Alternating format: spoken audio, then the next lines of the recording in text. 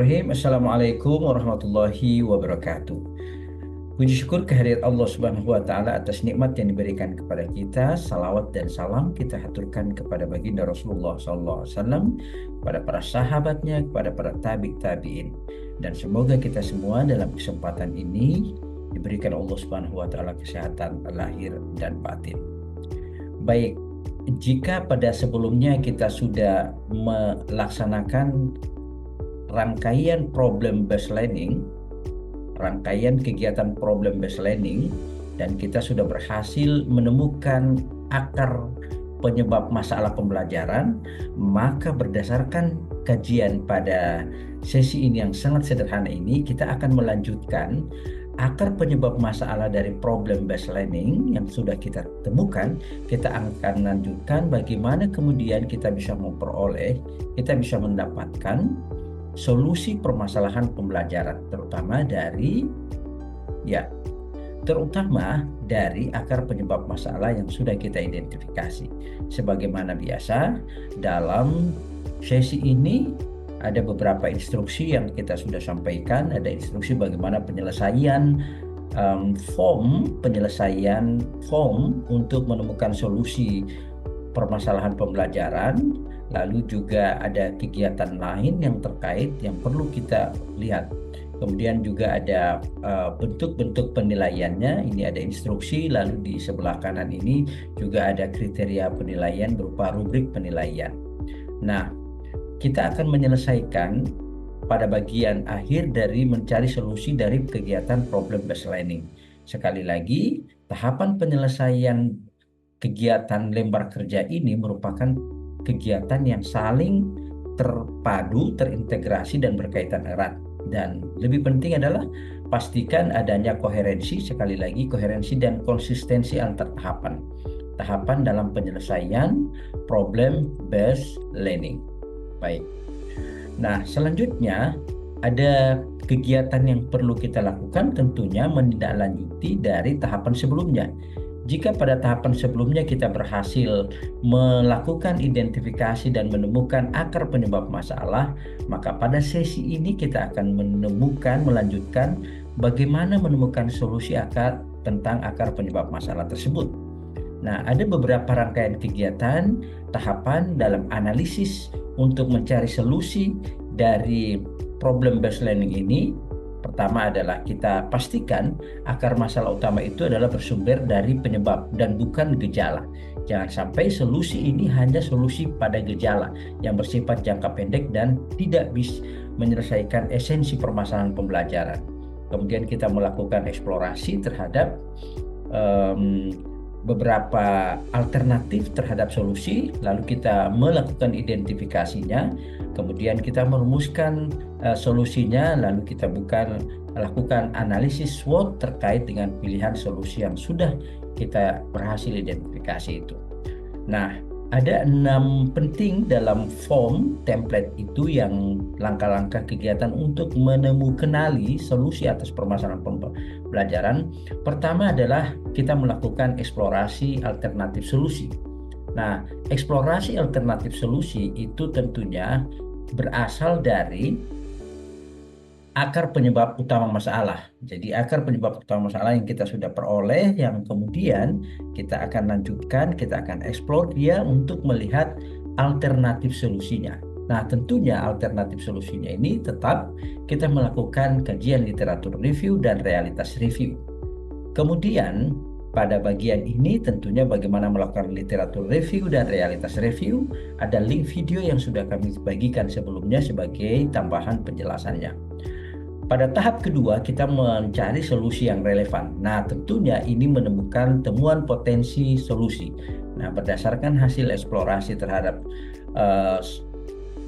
solusi yang kita peroleh, maka pada tahap kedua ini kita melakukan temuan potensi solusi. Nah, berdasarkan hasil eksplorasi literatur maupun realitas review, kita akan identifikasi beberapa potensi solusi yang potensial untuk kita lakukan. Selanjutnya, pada tahap yang berikut adalah penentuan untuk solusinya. Jadi setelah kita mendapatkan beberapa opsi solusi, kita akan menentukan solusi mana yang paling baik untuk kita dapatkan dalam rangka menyelesaikan permasalahan pembelajaran yang sedang kita hadapi. Nah, caranya adalah dengan kita menggunakan tools analisis matriks keputusan. Jadi, untuk memutuskan pilihan terhadap metode pembelajaran, media pembelajaran untuk menyelesaikan solusi permasalahan pembelajaran, kita tentunya menggunakan teknik analisis matriks keputusan. Nah, analisis matriks keputusan ini tentunya berdasarkan kriteria, dan kriteria itu disesuaikan dengan konteks permasalahan pembelajaran atau target pembelajaran yang kita akan perbaiki. Nah, misalnya untuk rendahnya kepercayaan peserta didik, kriterianya misalnya apakah model pembelajaran itu meningkatkan keterlibatan peserta didik, membangkitkan kepercayaan, meningkatkan kemampuan sosial, fleksibilitas, dan sebagainya. Terutama dengan model pembelajaran atau media pembelajaran yang sudah kita pilih. Berdasarkan kriteria ini, kemudian kita memberikan scoring. Nah, scoring ini untuk membantu kita melihat mana dari beberapa pilihan model media pembelajaran yang berhasil kita identifikasi untuk kita pilih. Nah, misalnya dalam contoh ini kita memperoleh informasi bahwa ternyata pembelajaran berbasis proyek itu memiliki bobot yang sangat tinggi. Misalnya dia dari skor bobot 1 sampai 5, dia memperoleh bobot 4,2 poin untuk kita pilih menjadi model pembelajaran yang baik untuk mengatasi untuk menumbuhkan rasa kepercayaan diri peserta didik. Nah, lalu bagaimana cara memberikan bobot?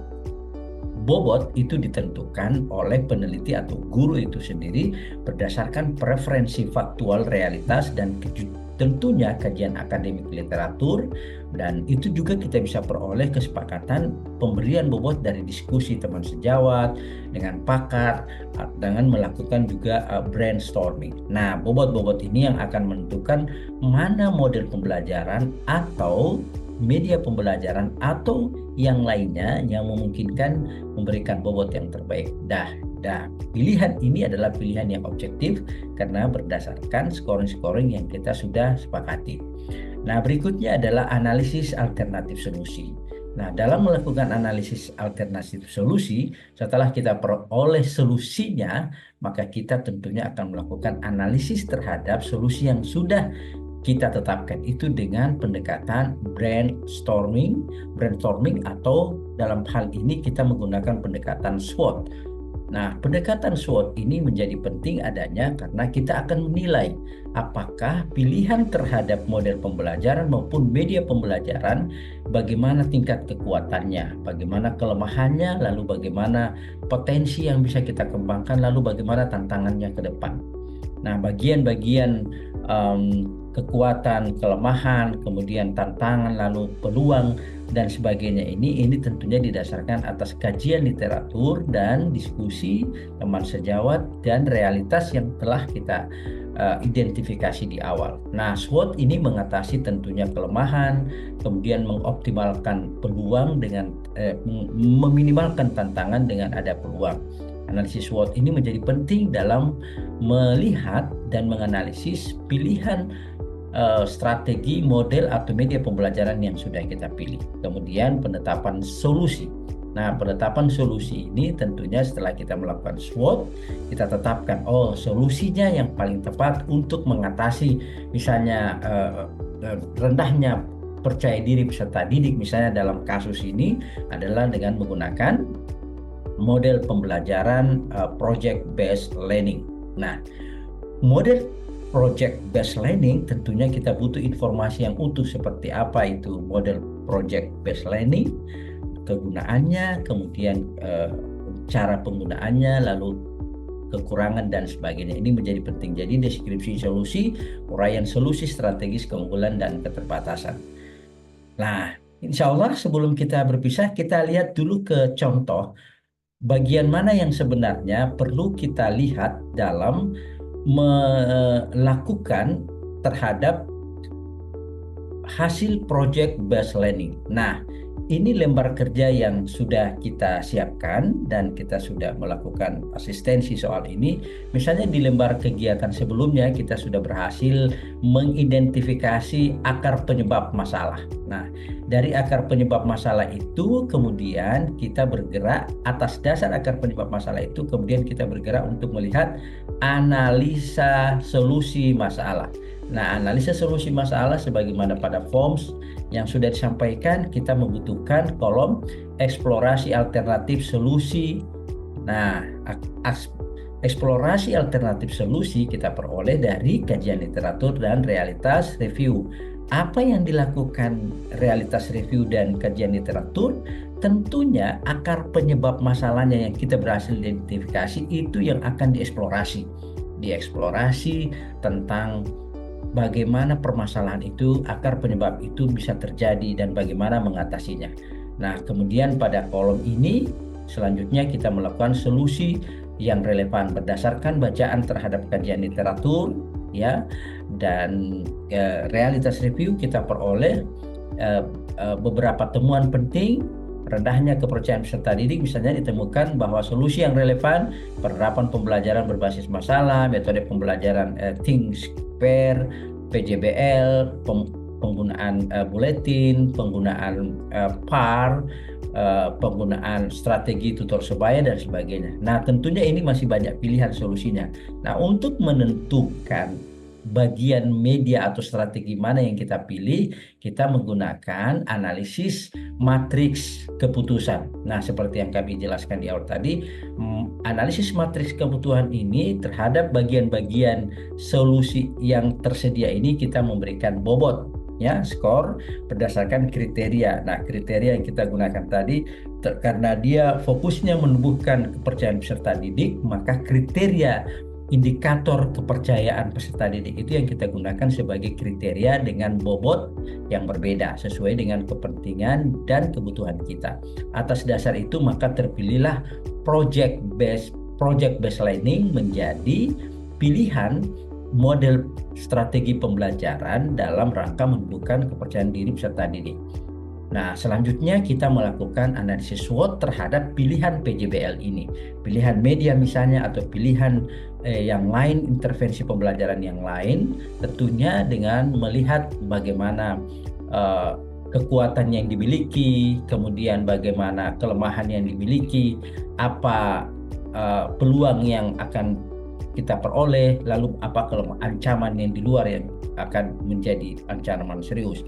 Dan seterusnya kita akan menetapkan tentang penetapan solusi. Misalnya penetapan solusi dalam contoh ini misalnya penggunaan model pembelajaran project based learning untuk menumbuhkan kepercayaan diri peserta didik. Misalnya kasusnya di SDN 1 Mongkonai Bolangondo, Sulawesi Utara tahun pelajaran 2024-2025. Nah, deskripsinya nanti disampaikan di sini. Deskripsinya seperti apa tentang PJBL itu apa, keunggulan kelemahannya, strateginya, dan sebagainya. Insya Allah kita akan bisa pada tahap ini dan semoga penjelasan ini bermanfaat bagi kita semua dan tentunya kritik saran akan kami sangat harapkan untuk kesempurnaan, untuk perbaikan di masa-masa akan datang. Tersedia materi yang terkait dengan penjelasan bagaimana menyelesaikan PBL ini secara komprehensif dan tentunya kita berharap semoga apa yang kita lakukan ini bermanfaat bagi peserta didik, bagi masyarakat, keluarga, dan bagi diri kita sendiri. Teruslah berkarya dan teruslah menjadi lentera bagi kehidupan. Demikian, terima kasih. Wabillahi taufiq wal hidayah. Wassalamualaikum warahmatullahi wabarakatuh.